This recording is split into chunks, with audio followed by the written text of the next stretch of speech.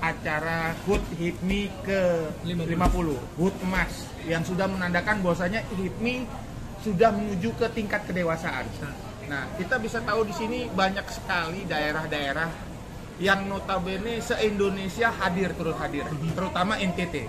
Pak Bobi melihat bahwasanya peluang daripada HIPMI secara garis besar, terutama NTT, seperti apa, Pak? Oke, jadi hari ini saya datang untuk melihat HIPMI NTT, tentu datang ke booth HIPMI NTT, memberikan dukungan kepada adik-adik saya, Ketum HIPMI NTT, Saudara Iksan Darwin, dan semua pengurus. Tentu karena saya juga dulu dari HIPMI, tentu sampai sekarang pun saya karena saya masih 40 tahun, jadi masih umur HIPMI. Nah, saya memberikan dukungan kepada teman-teman, adik-adik sekalian, dan semangatnya. HIPMI itu menang karena semangat mudanya, bergelora. Dan kita kalau melihat masa depan satu bangsa, kita itu bukan lihat yang sekarang, tapi kita lihat yang muda, karena ini masa depan kita. Nah, seperti saya dulu adalah HIPMI NTT, ya, dan hari ini saya dipercaya jadi Ketum Kadin NTT. Jadi yang saya lihat tentu HIPMI NTT dan juga HIPMI Indonesia sudah semakin matang, semakin mantap mempersiapkan, dan ini memang tugas besar melahirkan entrepreneur baru, dan ini adalah masa depan bangsa. Waktu kita mau lihat seperti apa bangsa Indonesia, nanti kita akan lihat pengusaha-pengusaha muda, para pemuda-pemuda ini. Nah, itu kita lihat masa depan bangsa Indonesia. Jadi kalau datang kita lihat HIPMI yang ini, kita sedang lihat masa depannya bangsa Indonesia. Kan kebetulan juga Pak Jokowi turut hadir membuka dari pertama, hari kedua juga turut hadir. Abang melihat Indonesia sedang memasuki era emas di 2045. HIPMI sebagai ujung tombak pengusaha muda dan milenial diharapkan mampu untuk memenuhi jawaban atas pertanyaan dan tantangan, terutama di era pengusaha, yaitu pengusaha muda. Nah, menurut Abang melihat potensi pengusaha-pengusaha muda, khususnya di NTT dan umumnya pada HIPMI pusat se-Indonesia, seperti apa, Bang? Oke, itulah kenapa melalui HIPMI ya, para pengusaha-pengusaha muda ini berkumpul menjadi satu komunitas yang menguatkan satu sama lain, mengajak satu sama lain, memotivasi satu sama lain. Karena menjadi seorang entrepreneur ini bukan saya bilang penyakit turunan, tetapi ini penyakit menular. Kenapa? Bukan berarti keturunan apa terus kemudian harus jadi pengusaha, enggak. Tetapi menular. Pada saat seseorang berteman, bergaul bersama-sama, lihat dan cara pikir yang sama, ya, kemudian dia jadi semangat untuk menjadi seorang entrepreneur. Dia belajar dari seseorang. Makanya diharapkan adalah HIPMI mempunyai suatu komunitas yang terus mengajak semakin banyak orang, semakin banyak anak muda untuk tertarik menjadi entrepreneur, melahirkan entrepreneur baru.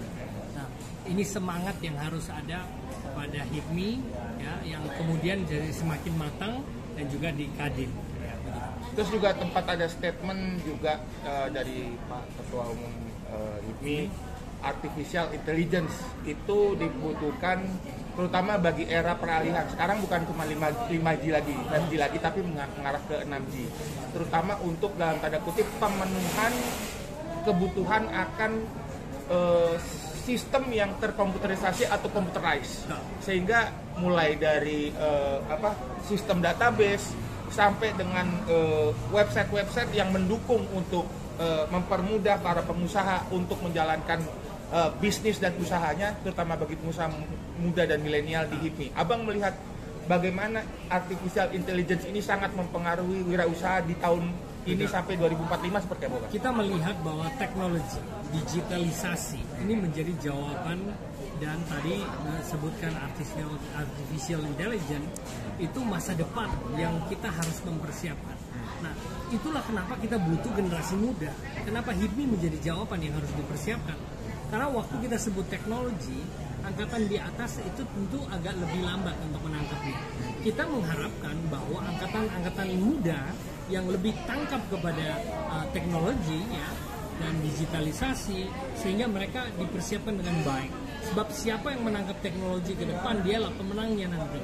Nah, itulah kenapa kita sangat membutuhkan para pengusaha-pengusaha muda yang paham ini, yang harus bisa mengerti ini, menguasai digitalisasi ini, supaya masa depan kita itu sudah semakin kuat.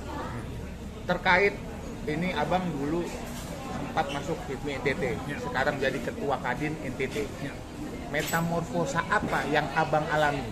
Karena kan orang banyak berpikir, kebanyakan ya orang yang ada di Kadin adalah alumnus HIPMI. Nah, Abang melihat peta persaingan dan juga motivasional untuk bermetamorfosa dari pengusaha muda milenial menjadi pengusaha yang agak lumayan tangguh di bidangnya, atau bermetamorfosa menjadi pengusaha yang agak lebih dewasa.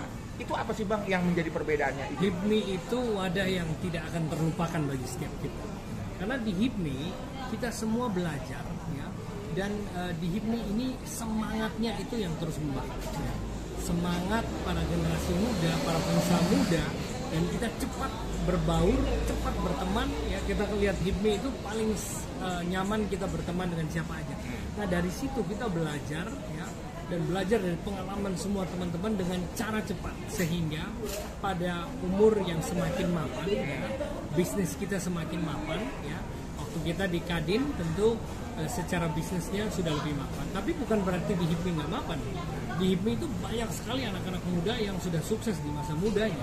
Nah, wadah ini memberikan semangat sehingga semua anak-anak muda akan termotivasi dengan kisah-kisah sukses seseorang, ya.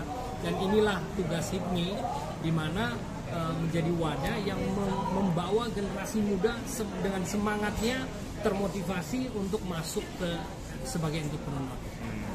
Pertanyaan Pak Mungkas nih Bang, Abang melihat potensi HIPMI ke depan seperti apa, terutama dalam menyukseskan era Indonesia Emas 2045, dan harapan ke depan untuk HIPMI pada umumnya dan HIPMI dari NTT pada khususnya seperti apa? Silakan. Saya melihat potensi Indonesia yang sangat luar biasa. Kita tahu bahwa Indonesia, ya, 10 tahun ke depan itu akan menjadi negara 5 besar, ya, karena kita punya sumber daya alam dan kita hanya meningkatkan bagaimana kualitas manusia kita. Dan kita percaya di era Pak Jokowi ini, ya, semakin banyak, ya, generasi-generasi kita dipersiapkan.